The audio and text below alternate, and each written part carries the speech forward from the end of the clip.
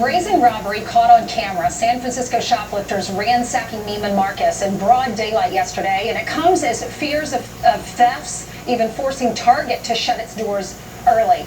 But according to an official in the DA's office, it's all tied to racism. Her name is Kate Chatfield, and she fired back at a worried Twitter user over the surge in crime, tweeting, "Husbands are scared for their wives. Your reminder that the crime surge crowd shares the same ideology as the birth of a nation," referring to that 1915 white supremacist film. Fox News contributor and civil rights attorney Leo Terrell is here to react. Good morning to you, Leo.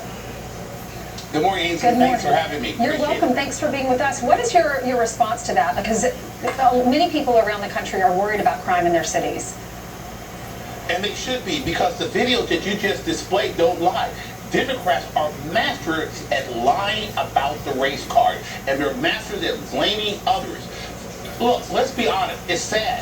In democratic cities, there's a large majority of people of color who are committing these crimes based on percentage numbers. The problem is simply this: you cannot talk about black-on-black crime. You cannot talk about this crime, because if you do, then you're accused of being a racist. And the Democrats are not going to claim that they're racist. But that's what's going on in these cities right now, Ainsley. And it's happening in every city, every metropolitan city run by Democrats.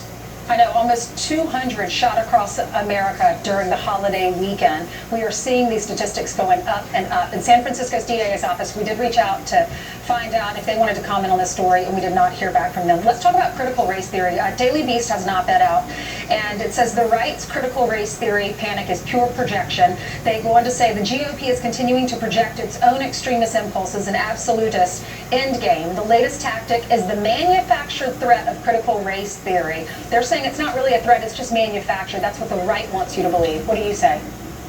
I want to be as clear as possible. That is a lie. Just yesterday, the largest teacher union stated publicly that they're going to implement critical race theory throughout all the school districts. It's a lie. The key here is this: there is tremendous blowback on the critical race theory because it basically lies about American history premised on racism, that people are oppressed just by race. It is true. Critical race theory exists. That's why Fox News and other stations have had programs where parents have complained they don't want this lie taught to their kids. This is not education. This is indoctrination of the critical race theory. We had a group of parents on earlier on Fox and Friends, and they're fighting back against it in Loudoun County. Listen to this. Right here in my backyard of Loudoun County, where, you know, they've been denying it for well over a year, even though we have receipts. This is a real issue. I have heard from thousands of parents. It should be called critical race training, because when practiced, it leads to discrimination, disempowerment, and victimhood by virtue of race. What do we do about this problem? Very simple. You keep showing these parents fighting back, because critical race theory is racist, it's not history, and it's designed to divide this country based on skin color. We fight back, and we continue to fight back. I lead the charge. Leo, thank you so much for coming on. Thank you, Ainsley. You're welcome. Coming up, Morgan Ortegas, Chris Wallace, and Jesse